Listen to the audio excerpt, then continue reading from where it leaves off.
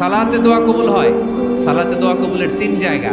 একটা হচ্ছে তাকবীরে তাহরিমার পরে আমরা সানা পড়ি না, আমরা তো একটা পড়ি। আল্লাহর হাবিব সুন্নাহ এবং নফল নামাজে আরো পড়তেন সানা, ওই দোয়া কবুল হয়। দুই নম্বর জায়গা সালাতে সেজদায় পড়ে দোয়া করলে কবুল হয়। আকরাবু মা ইয়াকুনুল আবদু মির রাব্বিহি ওয়া হুয়া সাজিদ ফাকসিরু ফীহি দুআ। বান্দা যখন সেজদায় লুটিয়ে পড়ে, বান্দা আল্লাহর সবচেয়ে কাছে চলে যায়। কিন্তু বিশ্বনবী বলে সেজদাটা তোমার রবের কুদরতি পায়ের উপরে পড়েছে। সেজদায় পড়ে দোয়া করেন। সালাম ফিরানোর আগে বিশ্বনবী দোয়া করতেন, লা ইউসাল্লিমান্না আহাদুকুম হাত্তা ইয়াতাআওয়াযা মিন আরবা'a। আল্লাহর হাবিব বললেন, চার জিনিস থেকে পানাহ না আছে আমার উম্মত যেন সালাম না ফিরায়।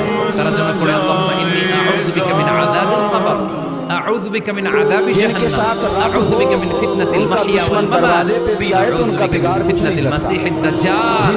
আল্লাহ কবরের আযাব থেকে বাঁচাও, আল্লাহ জাহান্নামের আগুন থেকে বাঁচাও, আল্লাহ জীবন